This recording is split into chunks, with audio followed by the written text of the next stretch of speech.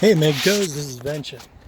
I was just on one of these, one of these MGTOW videos, and I have an observation. There was, I've had a MGTOW channel since 2012, and back in the day when we would post MGTOW content, we would often have, in fact, usually have like 7 or 8 or 9 or whatever, a certain number of comments from women who are like totally surprised about how bad we see things, and they totally live in a different world. They were like completely clueless about the family court system and all of these things, that hypergamy, things that we know for sure. And they were just so wrapped up into their own little world, thinking that we value what they value, and that our feelings about all these, various things are the same as theirs, right? Like a lot of women, they would go, they would get like high degrees and try to earn a lot of money so that they will be attractive to the men that they want, because it's what they want, right? But they were clueless to understand that we we have an entirely different uh, values system, an entirely different set of things that we value. So they basically were, pretty clueless, and they would get on these comments, and they would just be outraged, like all caps and shrieking profanity as if we had somehow betrayed them. And I recall back, earlier in the MGTOW years, back in the Barbarossa era, and back when Stardust was Stardust, and it was, you would see a lot of real surprise and rage from women. But I have noticed, I mean, they still attack us.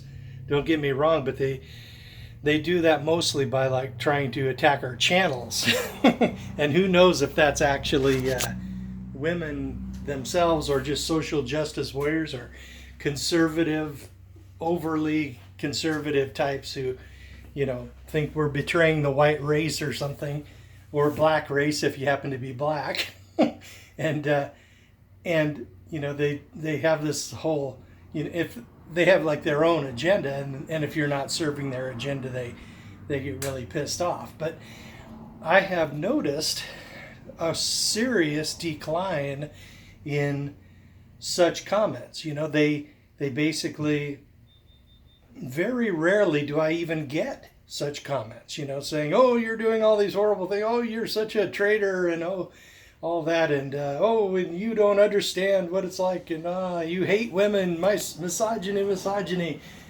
I don't get that very much anymore.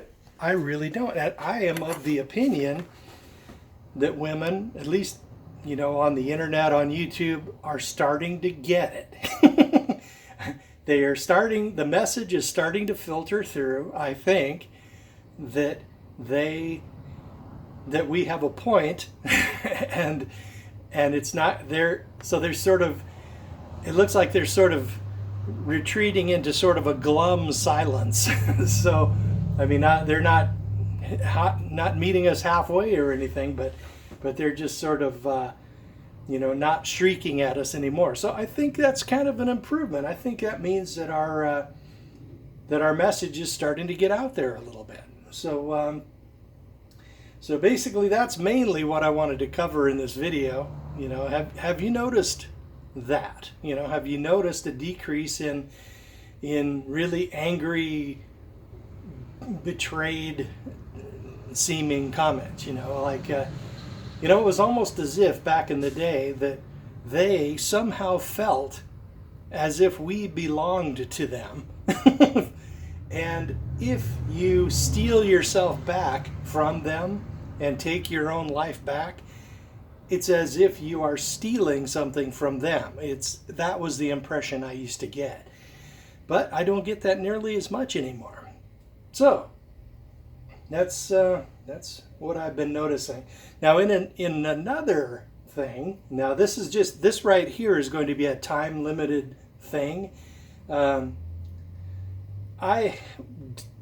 at the point now, where I am starting to plan to relocate. I know I won't be living here. If Bitcoins do what I think they're going to do, I could move like to Southeast Asia, or I could. But if Bitcoins do what I think they're gonna do, okay. If Bitcoins remain as they are, in this current price range, I could easily retire overseas. But if Bitcoins do what I think they're going to do, I could probably retire here. But in any case, I'll be moving. So I'm going to be shedding assets. And the first asset I would like to shed is going to be a windfall to one of our MGTOW brothers up here in the Pacific Northwest. If you're in driving distance of Seattle, I am happy to give away this insanely overpowered electric bicycle to some local MGTOW who can drive over here and pick it up. Now, of course, I'll be meeting you somewhere. So in any case, this is what they call a Phoenix Brute electric bicycle. It has a crystal light motor on it, and the when it's in its prime, it's a 72 volt system that is a 2,800 watt system.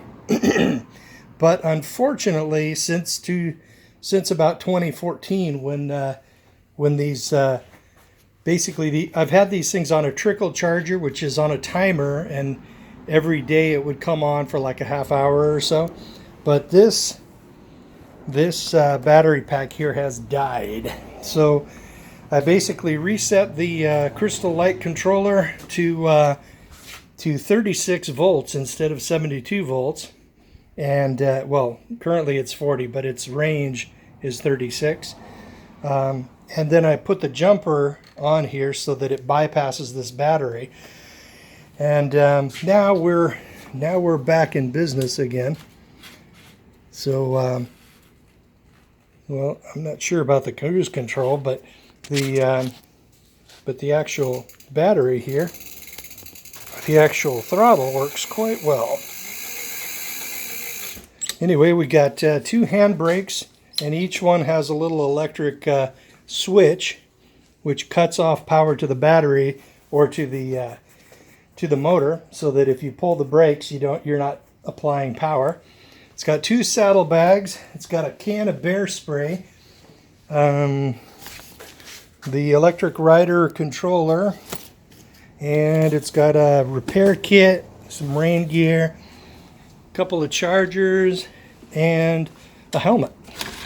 Now, if any MGTOW is in the Seattle area and you want this, oh, and the manuals and all that good stuff too, then you can contact me, and we will arrange for a meetup, and then I will drop this off to you. Okay, that's about it, guys. And don't get married.